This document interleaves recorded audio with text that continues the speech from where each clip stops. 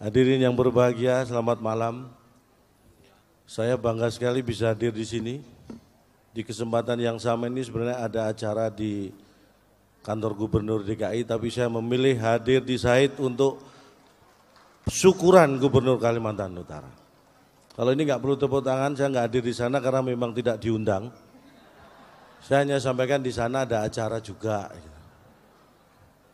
Karena saya melihat ini sebagai provinsi termuda luar biasa ini Kalimantan Utara, supaya tidak terulang lagi tahun 2002 pulau kita contohnya Ligitan dan Sipadan dicaplok oleh negara tetangga Malaysia. Mudah-mudahan di bawah kepemimpinan beliau berdua kita bisa mencaplok Sabah dan Sarawak.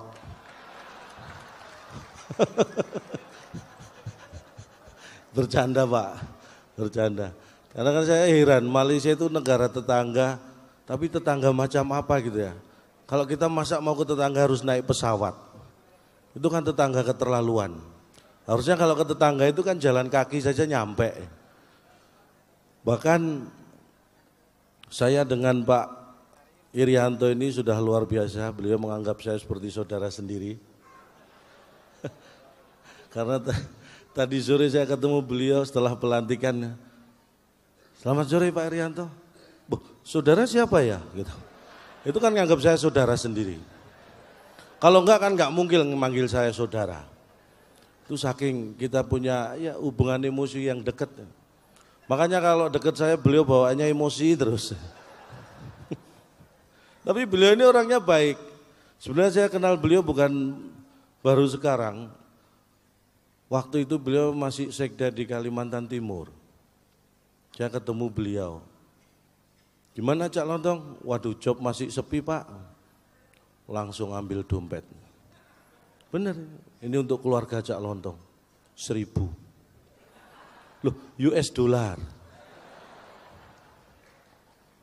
Setahun lagi ketemu beliau.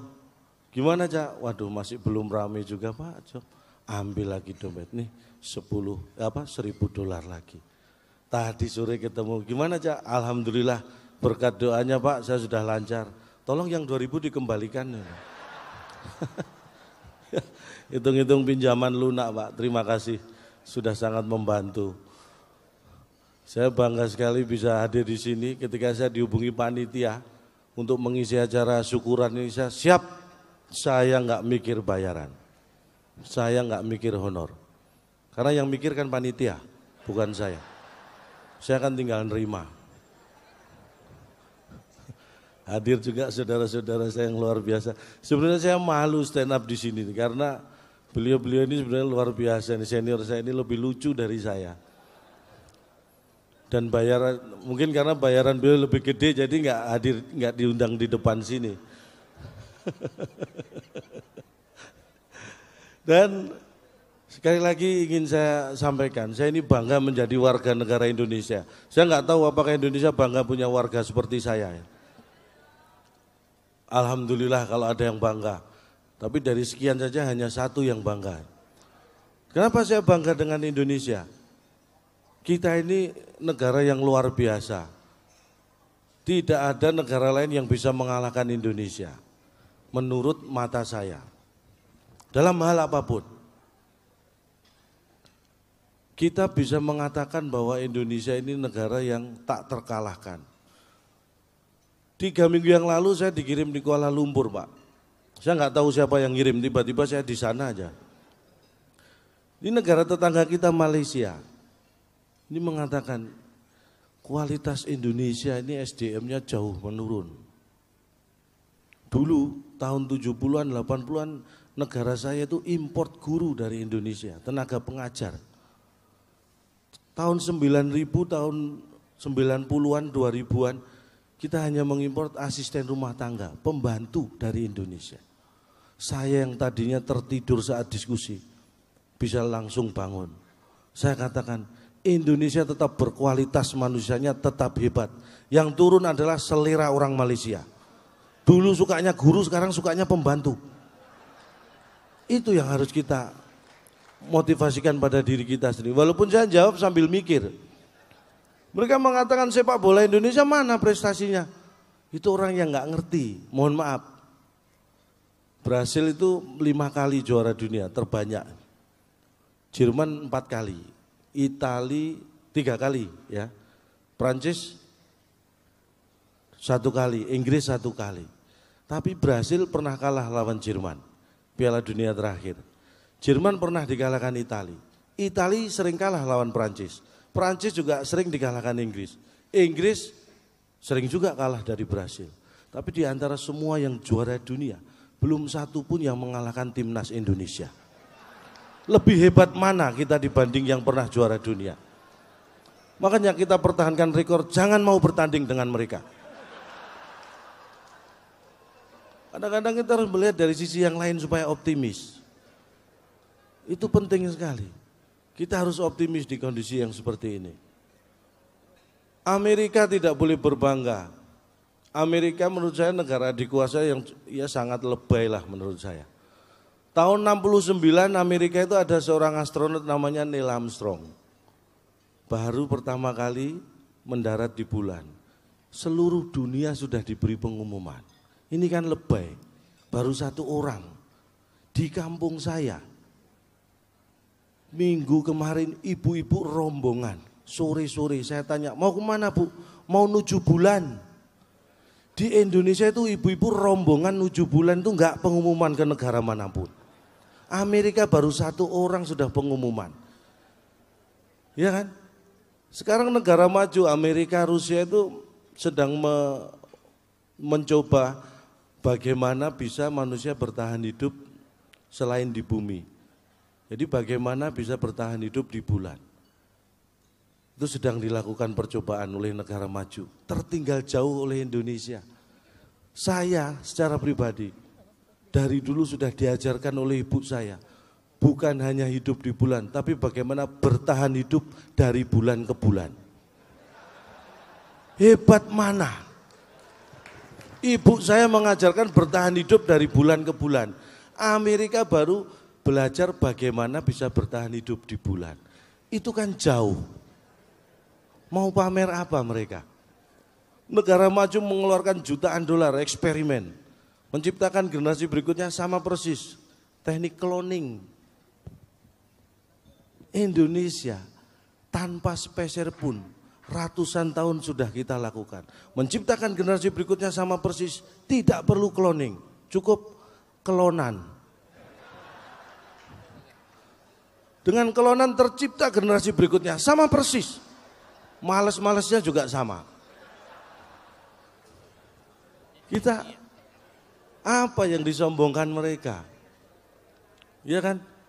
Amerika itu sebenarnya negara yang paling nggak boleh sombong sama Indonesia.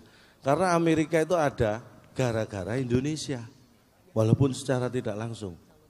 Bapak Ibu percaya? Tidak, saya juga enggak. Awalnya. Tapi kita ingat. Christopher Columbus, ini orang Itali berkebangsaan Spanyol, diperintah Ratu Spanyol saat itu mencari rempah-rempah. Tujuannya India, Indonesia, negara penghasil rempah-rempah terbesar saat itu. Membawa armada, dalam perjalanan mencari rempah-rempah, kesasar, nemu benua, itulah Amerika. Bayangkan kalau saat itu tidak ada perintah Ratu Spanyol untuk mencari rempah-rempah ke Indonesia. Mungkin sampai sekarang Amerika belum ada yang nemu. Barack Obama apa enggak tolah-toleh. Amerika ada gara-gara Indonesia. Jangan sombong. Napoleon Bonaparte jatuh gara-gara Indonesia. Mari kita baca sejarah. Prancis waktu itu pasukan terkuat di dunia di bawah Napoleon. Akan menyerang salah satu negara Eropa. Di atas kertas tidak lama bisa dikuasai.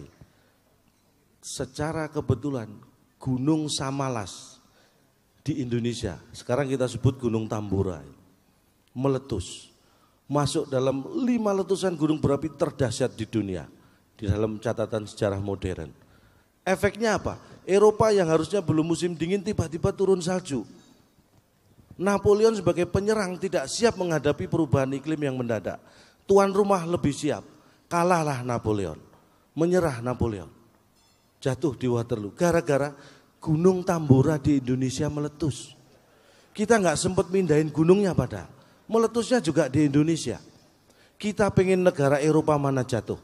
Kita tinggal pilih gunung berapi mana akan kita letuskan. Kita punya banyak stok gunung berapi. Tepuk tangan buat gunung berapi.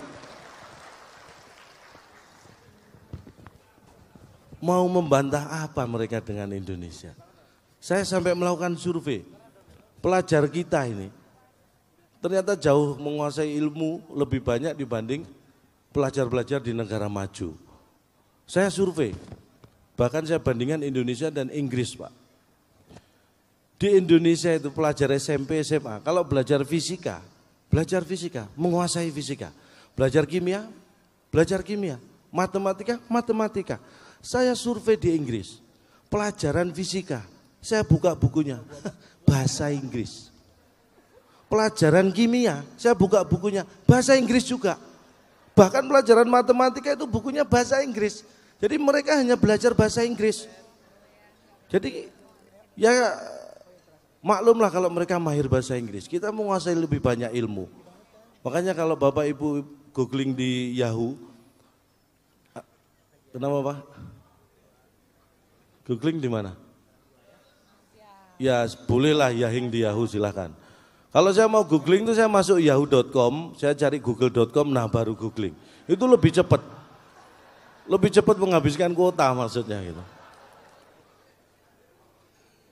Di Jember, Jawa Timur, anak petani lulusan SMP ini menemukan alat yang nanti alat ini akan digunakan di film James Bond yang berikutnya. Mendapat penghargaan dari Jerman. Ini hanya lulusan SMP di Indonesia. Alat yang bisa menembus pandang dinding sampai setebal setengah meter. Alat itu diberi nama jendela. Itu anak SMP yang menemukan.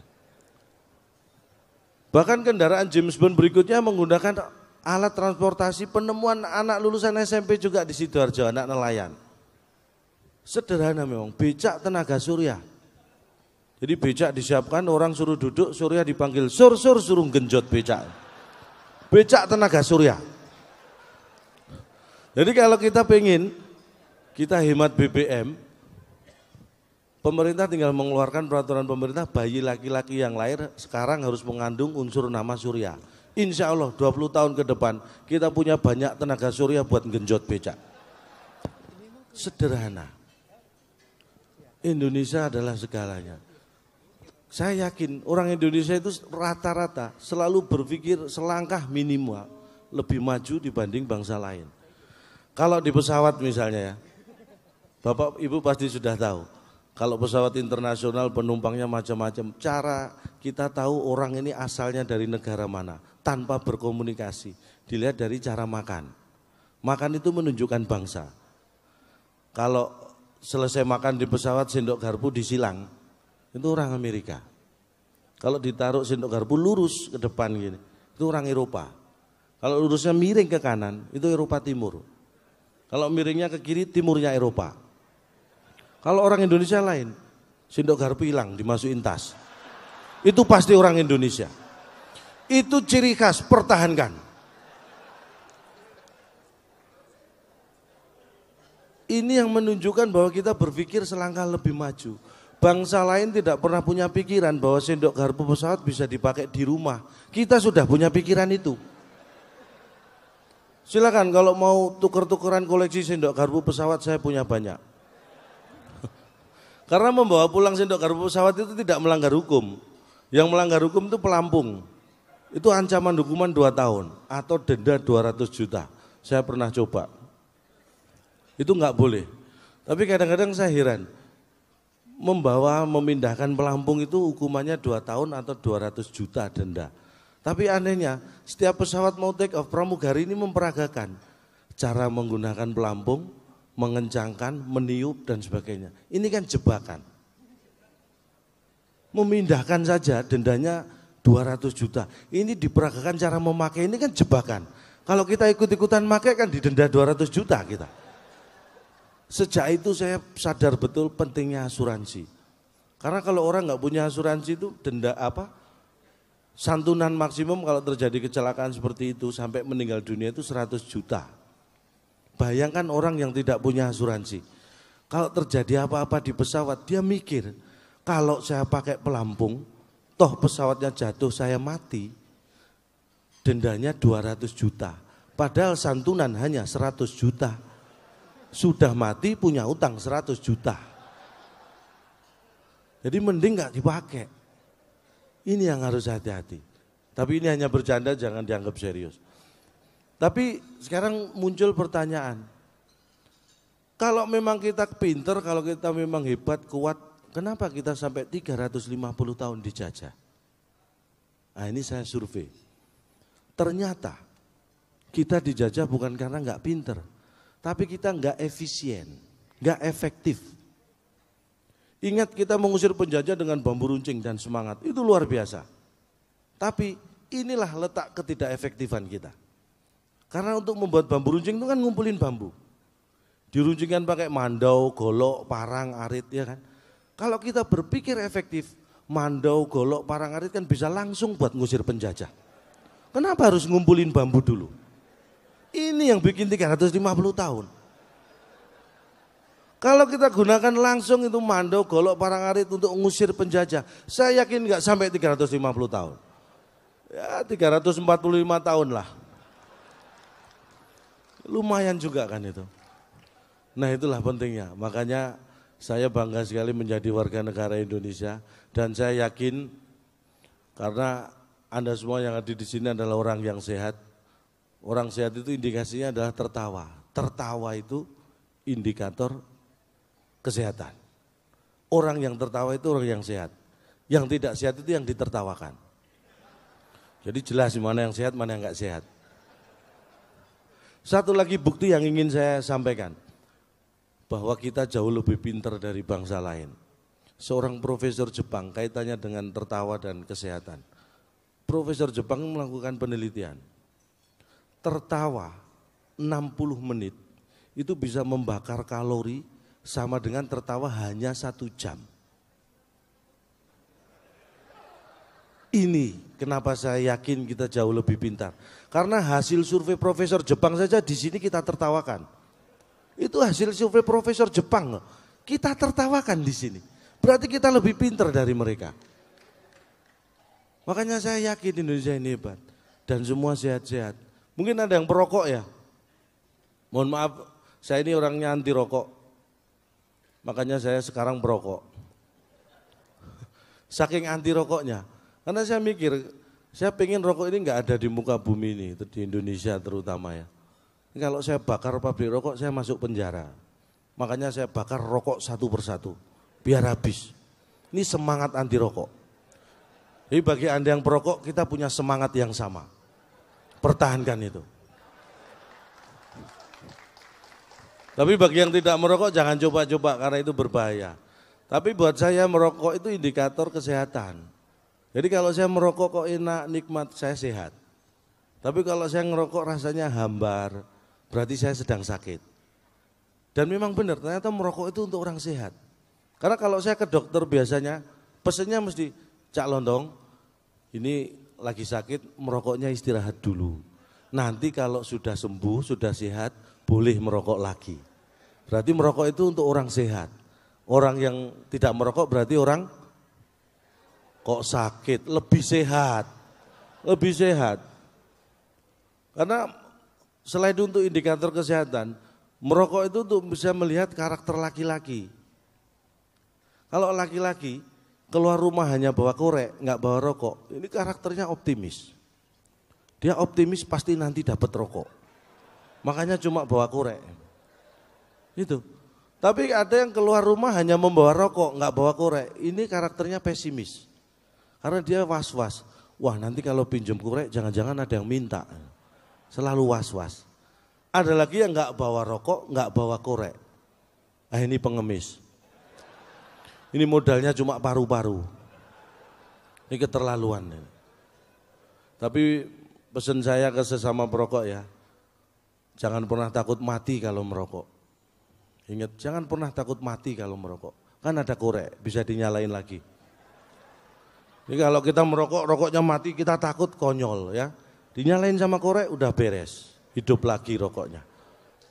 Tapi silakan dicoba, paling enak, ini yang saya garis bawahi, paling enak, paling nikmat bagi yang perokok rasakan, berhenti merokok. Itu paling enak, paling nikmat, berhenti merokok. Silakan dicoba. Jadi merokok itu paling enak berhenti sambil ngopi, baca Quran gitu. Itu paling nikmat, jangan sambil lari-lari. Harus berhenti, duduk, nyantai, ngerokok. Itu paling enak, paling nikmat. Karena sakit itu gak enak Pak ya. Saya itu dulu sakit sedikit ke dokter. Sejak umur saya itu kepala 4 saya kapok ke dokter. Mohon maaf kalau ada dokter di sini ya. Saya nganggap dokter kita ini kepo-kepo. Suka ngurusin hal yang bukan urusannya. Bener, saya pernah sakit, umur sudah kepala 4, saya ke dokter. Ditanya macam-macam enggak masalah. Ada satu pertanyaan yang bikin saya emosi. Cak Lontong punya gula. Wah ini dokter sudah nyampuri urusan dapur saya. Mau saya punya gula, punya garam, punya cabai itu kan urusan saya. Ini kenapa dokter nanya-nanya? Nah, akhirnya saya langsung berdiri, dok saya kesini sakit mau periksa bukan mau rujaan. Lah ngapain ke dokter ditanya punya gula atau enggak? Kayak mau rujaan. Sejak itu saya sakit enggak mau ke dokter. Sampai seminggu yang lalu saya pusing, saya enggak ke dokter. Saya sampai pusing mikirin pusing saya. Itulah pentingnya, makanya sehat itu penting. Nah kalau kita sudah sehat apa yang bisa kita lakukan? Modal berikutnya sayang. Tanpa sayang tidak akan ada yang hadir di sini. Ini karena sayang. Sayang dengan bangsa kita juga. Sayang itu penting. Dan saya orang yang bukan pamer ya. Saya memang selalu memupuk rasa sayang saya. Saya sama istri mohon maaf bukan pamer. Kalau sama istri itu wah sayangnya minta ampun. Kalau saya kerja pulang kerja misalnya bawa uang 2 juta sampai ke rumah ketemu istri karena sayang langsung saya kasih 50.000. Loh sayang kalau dikasihkan semua gitu. Oh, kalau jalan-jalan ke mall itu istri selalu saya gandeng, nggak pernah saya lepas kok. Karena kalau saya lepas dia belanja nggak karuan, saya gandeng. Sayang dompet. Tapi benar saya itu sama istri sayangnya minta ampun. Makanya kemana-mana foto istri selalu saya simpen di dompet. Jadi kalau ada masalah pekerjaan di luar ada masalah berat. Tinggal buka dompet lihat masalah jadi ringan. Karena paling berat ya masalah ini, foto ini. Tapi kalau punya anak buah yang berpotensi bermasalah dengan pasangannya seperti saya ini, itu pasti produktivitasnya tinggi. Karena kalau di kantor Pak, atau pekerjaan lembur banyak beban, pusing gitu, dia mau pulang lihat dompet, mending lembur. Pasti gitu, daripada pulang dia mending di kantor. Jadi produktivitasnya pasti tinggi. Itu yang perlu diberikan. Saya dulu, istri saya itu saking sayangnya sama saya. Awal menikah dulu kalau saya mau pergi gitu, pesannya banyak. Pak, kamu jangan minum-minum. Ya. Jangan main judi. Ya. Jangan main perempuan. Iya. Kan tersiksa saya Pak. Akhirnya saya cari cara. Kebetulan pas saya berangkat, ada mohon maaf pengemis gembel. Saya tes, kamu tak kasih 50.000 nanti kamu minum-minum. Saya nggak pernah mabuk seumur hidup Pak. Tak kasih 100.000 kamu main judi. Apalagi judi mending ditabung buat makan Pak. Tak kasih 200.000 kamu main perempuan. Saya nggak pernah main perempuan Pak. Ikut ke rumah tak kasih 1 juta. Saya tunjukkan ke istri saya. Laki-laki kalau nggak pernah minum, nggak pernah main judi, nggak pernah main perempuan jadinya gembel kayak ini. Apa pengen punya suami gembel? Itu. Sejak itu saya agak bebas Pak. Memang kadang-kadang istri saya itu keterlaluan. Sering ngiri kayak tetangga itu, saya kan sudah 19 tahun menikah, kebetulan tetangga itu baru temanten baru. Kalau berangkat kerja suaminya nyium istrinya itu udah pengen istri saya itu, Pak mbok kayak tetangga itu. Loh aku sih mau, tanya dulu istrinya dia mau nggak saya cium.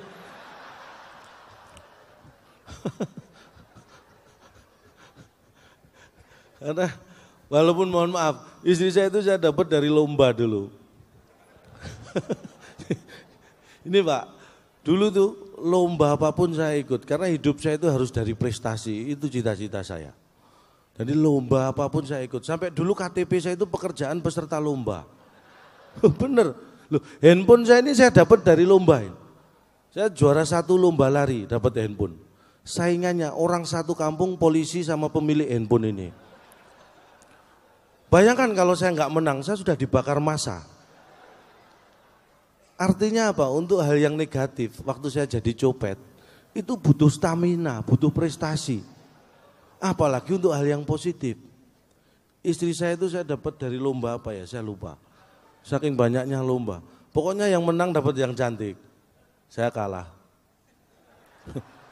Saya kan manusia biasa, nggak selalu menang. Jadi mohon maaf istri saya itu berapa ya, 78 kilo dulu beratnya. Tingginya 150 nggak sampai. Ya biar seragam membayangkan ya kulkas 1 pintu lah Pak. Saya kan takutnya dia ada sakit apa karena sayang kan. Coba kamu makannya dijaga. 3 minggu saya amati, nggak ada perubahan. Ternyata benar makanannya dijaga, nggak boleh ada yang ngambil. Dia habisin sendiri. Wah kacau. Akhirnya saya ancam Pak, kalau sampai beratmu 80 kg, saya tuker 40-an 2. Sejak itu takut ya. Ini sudah 6 bulan Pak, istri saya tiap hari lari 4 km. Sudah 6 bulan ini, nggak tahu sampai mana sekarang. 6 kali 4 kali 30, 720 kilo. Arahnya kemana saya nggak tahu. Tapi saya selalu berpikir positif. Tidak-tidaknya ada 2 keuntungan lah buat saya. Kalau istri saya balik, pasti sudah kurus. Karena lari 720 kilo PP kan pasti kurus. Yang kedua, kalau toh tidak balik, kan setidak-tidaknya sudah jauh dari saya.